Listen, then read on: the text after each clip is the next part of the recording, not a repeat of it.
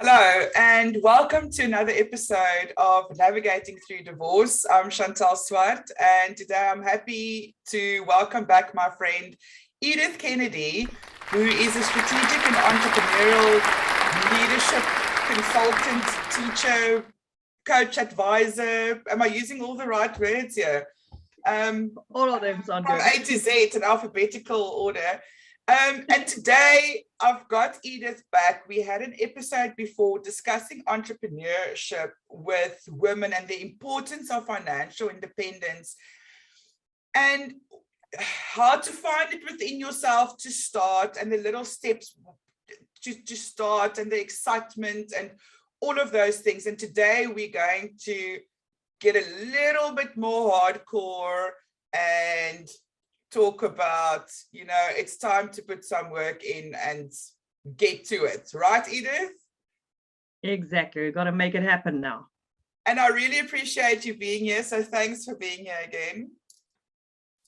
Thanks for having me again. So first things first, let's just cover the basics for this episode. What does it take to become an entrepreneur? It takes a lot of hard work, and it takes you being driven to actually make something happen. And that's why not everyone can be an entrepreneur, because some people, are much happier being in a job where they can be directed in what to do. Some people need that security. And that's why it's a very special person that becomes an entrepreneur. They have that grit, they have that drive, and it's a constant thing. It's not something that, you can actually let up on. So it takes a lot of effort. But here's the trick. If you have the passion, if you have a passion for what it is that you want to achieve, it helps so much. It makes it, it's much better. Is it like how they used to say in the old days, you need a can-do attitude? Yeah, you got to have a can-do attitude, and you have to be able to take the initiative, and you have to be able to make decisions for yourself, which sometimes is very hard. You've heard that saying of, entrepreneurship is a lonely business. And yes, it can be a very lonely business, because in the end, who's got to make the decision? You do. And you've got to decide, where's this business going? What am I going to do with it? And then that's a scary thing. Is it going to work, or is it not going to work? Is it going to be a success or not? And when you get to that point where you think it's, I need to either stop this and go back and get a job, that's when you got to have that grit. You got to have that, drive to go, no, I really want to do this. It's going to happen. I will find another way to do it. Yeah. So yeah, you need somebody who's going to take it on. And this is also the problem with women that don't have the confidence to do it, and that's often what stops entrepreneurs from actually doing what they want to do. It's because they think they can't do it. But they can. Women, need that encouragement, and this is why I think, you're doing this type of series, because more women need help and support and encouragement to do this.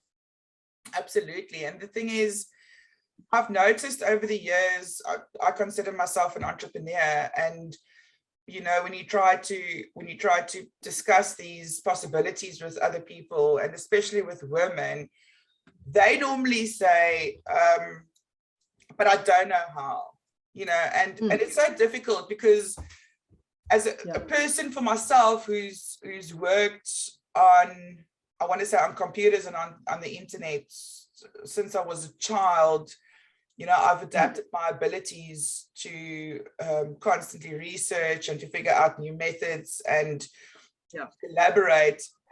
Not everyone is like that.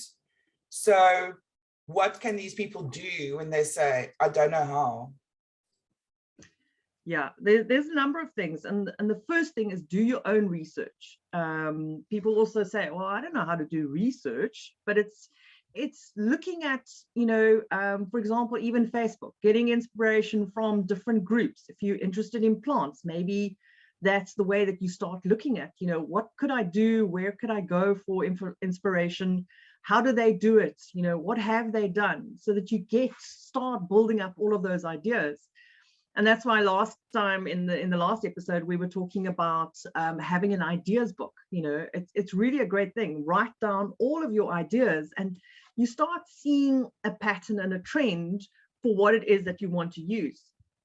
And then the second thing is, you know, go and talk to somebody who has done this. Talk to an expert, find out how they do it.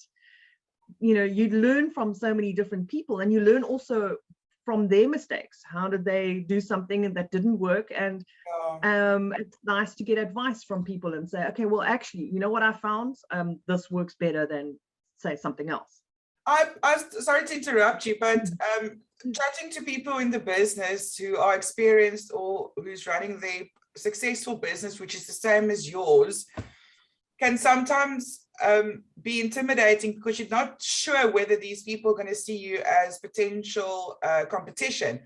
And they will, and they could probably. And what I used to do years ago, me being in a certain area, I live in Cape Town in South Africa. So I used to have those days when I just had my children, I had a party hire business and I would rent out jumping castles and candy floss machines. Yeah. I didn't have a clue how to run a business like this. All I knew is that my return on investment on rental things would be good, you know. So what I did was I phoned people up in Joburg and in Durban. I can't possibly be competition for them. They can't rent out jumping castles in Cape Town. I can't rent out jumping castles in Joburg. So there we go. I phoned them, I explained it like that, and they were so happy to help me and tell me what their contract and what their fees are like. And well done. We just started to share ideas, and that they were giving me, I don't want to say like their trade secrets, but they were telling me how they were running their business because it was okay. So, I mean, that's also something to consider when you want to do market research or when you want to chat to people in the same industry. Find an area that wouldn't be competitive. Yeah, no, that's a very good idea. Yeah. And it's the more information you have, the better armed you are for starting your own business, you know, figuring out, you know, what works, what doesn't work. But also don't get bogged down in all the negative things, because your idea might actually have a better process, or you might have thought of just a different way of marketing it, which nobody else has thought of, which nobody else has tried. So don't, you know, think that it's not going to work, but be aware of all the things that could go wrong so that you can choose the best part out of this. And don't be scared when your idea or your marketing ideas are so unique, you think that you're different and you shouldn't do it. That's when you should. That's when you should. Because we are so spammed with noise and marketing online all the time. You know, it's so rare when something stands out. Yeah, and sometimes the marketing actually becomes the brand of your company because of the unique way that you do it. I mean, there's a number of, you know, interesting companies. I don't know if I can mention some of them, but and maybe you guys can go and look at it on, you know, look at their Facebook site or on Google and so on. But there's the Mini Coffee Company, and these guys are awesome. They literally started doing coffee out of a mini that they'd restored, and they drive around the country. But to market it, they started taking videos of this drive and this journey, and then they fast forward it, okay? But it's become, that has become the marketing, and that's become the brand of their company, because and it's become a story. Yeah, and everybody loves it. So, you know, you've got to think outside the box, and you've got to do something different that attracts your customers, but that could actually be what brings the customers to the product. Yeah, absolutely. And I mean, that's just the thing. If you figure out something that's quite unique, and the chances are good when you start off, your marketing might be quite flat and boring, even if it is working for you, but you eventually find your rhythm, if that makes any sense. What works and what doesn't work. But what I want to know from you is, say for instance, I have this idea. I want to sell cupcakes to schools, for Okay. instance. Yeah. Let's say, for argument's sake, it's cupcakes now. I think I'm just saying that because I'm hungry again. And we spoke about cake the last time. I'm still Yeah. So we're on this theme. Okay, we're baking cakes now. Okay, it's gone from cupcakes to a whole cake. I want to sell cakes to schools, and that's my idea. And I woke up this morning and I realized, hey, I'm good at baking cakes. People have been asking for it, and now I want to start this idea. How do you test an idea? That's what I want to know. There's a process called build, measure, learn, okay, or principles of that. So the idea is that, take that idea that you've got, research, obviously how you're going to get it into schools and so on, but go and actually just make that cake that you want to take to the schools. And then you actually test it out on a school. So you would approach a school and you'd say, would you mind, just tasting this, see what you think of it, and give me feedback. And that's the point. You actually want to hear what the customer is going to say about it. So it could be that they say, oh, well, you know what, our kids don't like chocolate, or we're trying to minimize the sugar in school. So could you make a cake actually that is a healthier option, but still tastes sweet and nice? Then, you go back and you refine that idea until you build, and so you bake now something that it has, maybe it's gluten-free, or that the icing is made from sugar-free or something, there we go, Avo smash, okay.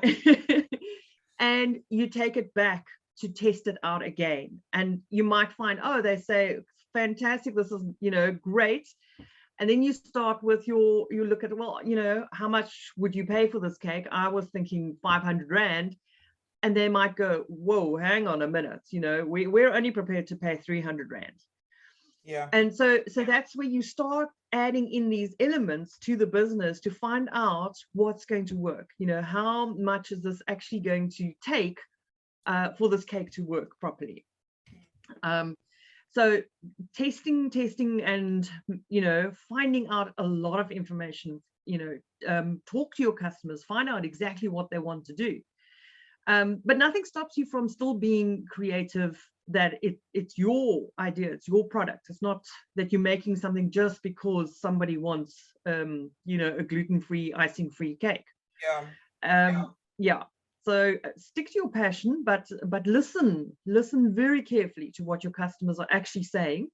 And especially when it also comes to the pricing, you're going to have to check that, how much is it going to cost you to make that cake? Obviously, a gluten-free cake with, a different type of icing is going to cost you probably much more than just a plain standard cake with icing that you can buy in bulk, So if the customer comes back and says, this is, it's out of our price range, that's when you're going to have to stand firm and go and know what you're talking about. So you need to say, excuse me, it costs me so much more. There's more to this process. Not everybody can make a gluten-free cake.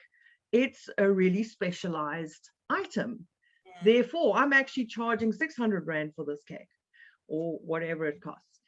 And you need to, that's why you've got to do the research up front. You've got to be able to back up all your statements to this and then stick to those principles. Would you say that if you can afford it, that you should potentially hand out a sample of your product and, let them, once, if they come back and say, kids don't want sugar, the kids don't want icing, and you create this thing, and it works out 600 Rand, would it help you if you go back to these people and say, here's a sample of my cake for you for free, type of thing? Eat it. Yeah, that is a nice way of doing it as well. Yeah. If you can and that's part of, that's part of the testing process. You're probably going to have to first give out a few free samples so that people can try it out and see what it's like. Exactly. You can't just go to people and say, my cake tastes amazing, because I would just buy it and taste for yourself then. No, you're going to have to test it out, and you're going to have to, but you know what, you can bring friends round you know, and say, listen, taste this, and what do you think? Have a It cake. doesn't have to be, yeah, exactly. So, I mean, same way as if you're now making lamps. I mean, your first option is you're going to make that lamp to what you think it needs to look like. It might be that you're excellent in woodwork and you want to make really beautiful shaped, and you're using rosewood instead of oak or something. And obviously you're going to show your friends, your family first, and they're going to go, oh, I like that one, or yeah, that one would be nice, but you know what, I'd like a different lampshade for it. So that's where you get your information on what is the actual product look best. Yes. And then you're going to have to test it out in the market to see, okay, I think this lamp is going to cost 500 rand. I mean, or I want to sell it for 500 rand because it cost me 200 rand to make, with all the wood and all the everything. And you put it out in the market, and you hardly get any response back. So what does that tell you? It tells you that might just be a bit higher. Then you test it. Okay, I'm going to lower it to 400 rand and see. Okay, you get a few views, people are, but it could be then that it's not about the pricing, but that they don't like say, for example, that rose-colored lampshade with the rose wood, maybe if you had a white one. So you've got to ask for feedback, and you're going to have to, you could even do a survey. Monkey, what's that Monkey survey online is great. Monkey, yes, it's a free. Here we go, Survey Monkey. Yeah. And you build your couple of questions, you put in a picture, you send it out, or you create a Facebook page, you put it on as a couple of samples and say, what do you people think? And I mean, what it is. Social media loves giving comments, so. Exactly. That's the thing. And the thing with Facebook, I'm using Facebook as an example, but I mean, any online platform. Instagram, Pinterest, whatever. It's free advertising, and it is free access to thousands of people. And if you're also willing to start to sell on by order, for instance, put your product up with the price and say, I'm selling this, and lead time is that much. Also, just to stick your feelers out and to see, is there even interest in this before you go and make 10 lamps that no one's going to like? Exactly. Because that's also a problem that a lot of entrepreneurs is like, I've got such a good idea, everybody's going to love it. Then they make a huge amount of this, and then nobody buys, and they're like, the business doesn't work. And it's because they didn't do their research before the time. You need to really find out, what are people, do they like it, don't they like it?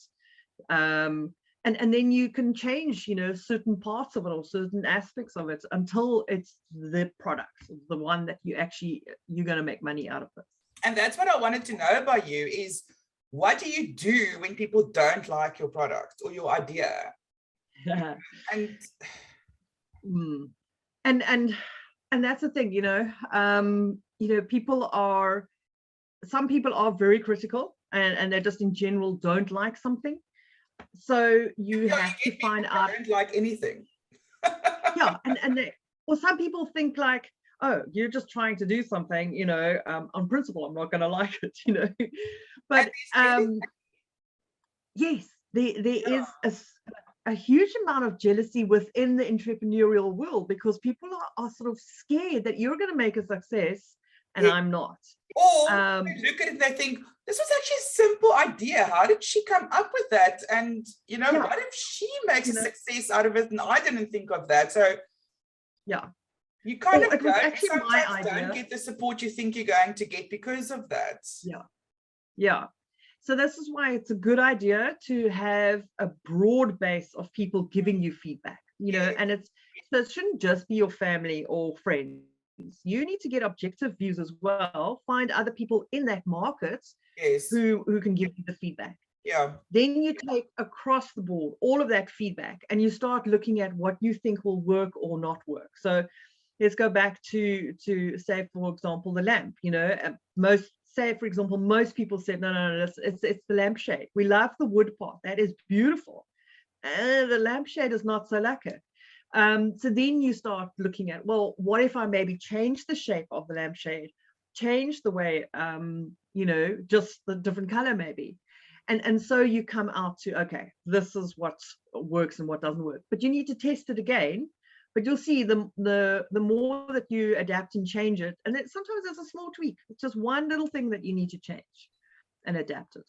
And But yeah, so if you, sorry, but from an emotional point of view and a personal point of view, that is a very intimidating step to take, because you're putting yourself out there and you're showing people your ideas. yeah, And it is scary that people might say, you know, we don't really like it. And sometimes, you know, this is the time where you say, stuff it.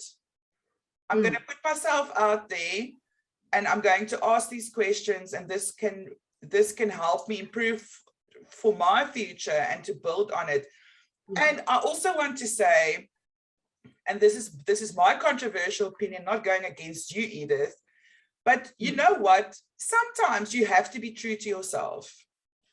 If you have this weird lamp that you've designed and people go not really into it, maybe keep that design and make other lamps as well, because you never know. You know what I mean? Sometimes you do get people who are just that genius that they design things that no one else understands. Yeah, no, for sure. And when you're testing it, it could be that you're not testing the right market. So you're testing the people that you think will like it or not like it correctly as well. Yeah. So you need to then go and find those weird ass people that actually might like that strange lamp that you're doing. I don't think those people are the weird people. I think the people who don't like it are the weird people. Okay. Yeah, that's true. So yeah, it could be, you know, and I mean, there's some amazing examples of people who, you know, do, you know, very interesting art using, you know, recycled materials, which nobody has thought of doing. And initially it looks strange and it looks weird, or you're like, well, what are you going to use it for? How are you going to actually do it? And then, you know, because they're not thinking of it as a product to sell, but they just want to show what they're doing. And you've seen now on TikTok and on Pinterest and so on. And suddenly, because it's global, everybody's like, oh, that is amazing. Can you make me one? And miraculously, these people's minds change. Now I suddenly do like it. But that's the thing, it's the power of influence as well. When we see things visually that we don't understand, we're immediately not interested. Yeah. So, I mean, and that's also where you need to adapt your marketing. Perhaps your message isn't coming across strong enough. And this is why we were talking about that whole interesting way of marketing. Sometimes it doesn't have to be that direct, you know, selling this for 300 Rand, you know. It must be where you're actually doing a demonstration and showing how it gets done. Can I use another example? I have you know, the guys from the Department of Coffee in Kailicha. Yes, and we like them.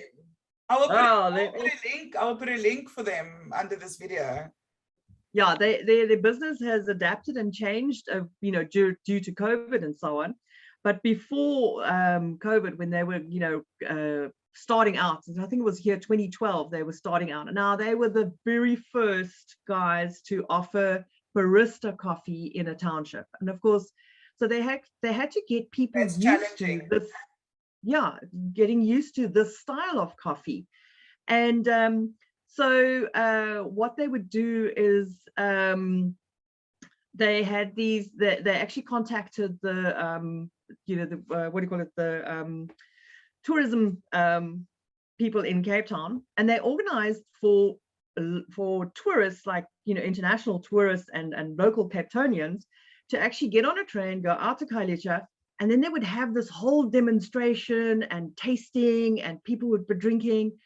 And the guys would say, but they saw like the locals come around like, but why are these people drinking coffee here in the township? They could drink it in Cape Town. What's going on? Yeah. And for them, it was like this whole big, you know, and it's, but for them, it was to teach, but this is a different style of drinking. Okay. You don't just have coffee in the morning to keep warm. You're actually drinking it for the taste and the flavor. So they had this whole demonstrations on. And it became so popular that, the tourist board were like, okay, look, when are we doing the next one? When are we doing the next one? And so that's how they changed their So marketing, they and they are. started, yeah. And And were then they after also participants at the Small Business Academy? they were, yeah, the two of the owners, yeah. I want to take like just a second to explain what the Small Business Academy is. So the Small Business Academy is a course that's being offered by the University of Stellenbosch Business School. And to put it in a nutshell, if I had to box it to explain it easier, it's a mini MBA that people can apply to do for a very cost-effective price within a year. Correct? And Edith has been a mentor and a lecturer and a friend and a tour guide and a taster. And all those things for the Small Business Academy. It's a wonderful initiative. They do their intakes here by, I think, November every year. February, yeah. By February, they've already, started whittling out. So the applications are open now. The next year's normally starts in November. Yeah. But they'll still have the interviews and all of that during now and February. So they have participants from Khayelitsha. They've got some people from Stellenbosch area. They've got people from Cape. Yeah. And what they do is they take these small businesses and they educate business owners on how to run a business successfully. And the best stories that come out of this program is phenomenal, right? Yeah. No, I mean, the whole idea is that these businesses must already be running. We're not looking at startups because there's enough of those programs, but we want to take those businesses that are 2 years and over, because a lot of those business owners have never had the opportunity to get management education. So they start a business, they're running this business, but there's those principles behind the business. And that's what we do for that 9 months, is we immerse them deeply into, actually the business essentials. What should that business have? And then, you do a proper full-on marketing. And that's where often the guys realize it's not about just putting your product in a newspaper, but it's about the whole, and then we do that finance so that they very stable, and so that they also know what's happening in their business, because sometimes they'll get an accountant but the guy runs off with their money. So now they can actually challenge that accountant and go, hey, excuse me, I know what's this, I know what's up now, and then they end off with a business plan to grow their business. And that's when you start seeing how all of this sort of like pulls together, and some of those business plans that come out of there are so creative and so exciting. And we've seen amazing success stories. The one guy from the Small Business Academy won the Lion's Den at the university last year. Yes, David Malati, yes. So to get back onto topic, the owner of the Department of Coffee, yes, I mean, he went through the course. He's gone through this course. They've educated him on how to successfully run a business, and look at what he's doing. And I mean, he's come up with amazing ideas for franchising this coffee business, across the townships.